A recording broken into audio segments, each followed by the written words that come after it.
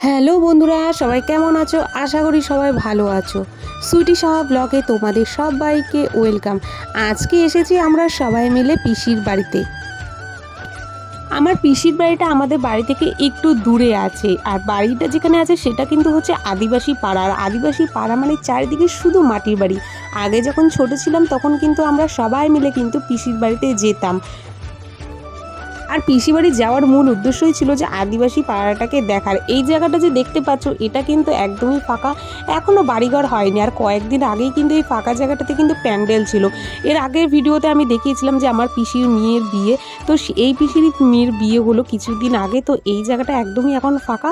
এই জায়গাটিতে কিন্তু প্যান্ডেল করা হয়েছিল, বিয়ে হয়েছিল, আর এখানে কিন্তু খাওয়া দাওয়া হয়েছিল। আর এখানে দেখো একটা তেঁতুল গাছ ছিল, বিশাল বড় তেঁতুল গাছ। আমরা কিন্তু এখানে তেঁতুল পাড়তে আসতাম। তো চলো এবার একটু বাইরের দিকে যাই। তো পাশেই কিন্তু পিসি বাড়ি, আর পিসি বাড়ির একটা ছোট্ট গলি আছে, আর ওই গলি দিয়েই কিন্তু এখন যাব। তো চলো যাওয়া যাক। আর এই যে দেখো সেই গলি, একদমই ছোট্ট একটা সরু গলি। এই গলির ভেতর দিয়ে আমরা এখন যাব হচ্ছে ধান খেতে।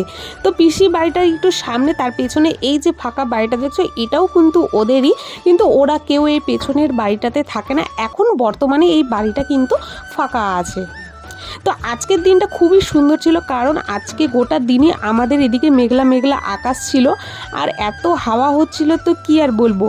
সামনেই কিন্তু সবুজে ঘেরা একদমই ধান ক্ষেত। তো এখানে ধান বলো সরিষা বলো, এখানে কিন্তু সব রকমই ফসল কিন্তু ফলে। তো চলো যাওয়া যাক। পিসি বাড়িতে আসলে কিন্তু এরকম ফাঁকা ফাঁকা জায়গা দেখতে পাই, সেই জন্যই কিন্তু বিশেষ করে পিসি বাড়িতে আসার। ধান খেতে এসেছি মূলত কিন্তু কয়েকটা ভিডিও করতে। এরপর ভিডিও টিডিও করে টোরে আমরা কিন্তু চলে আসলাম পিসির বাড়িতে। বাড়িতে এসেই কিন্তু কিছুক্ষণ বসে থাকার পর পিসি আবার রান্না করেছিল মাংস ভাত, আর আমাদেরকে খেতে দিয়েছিল পোয়া। আর আমাদের এদিকে দোল পূর্ণিমার পরদিন থেকে 5 দিন ধরে কিন্তু রং খেলা হয়। এরপর এই যে দেখো দেখতে পাচ্ছ এগুলো ফুলের মতো ফুলে গিয়েছে, এই যে পোয়া খেতে দিয়েছিল।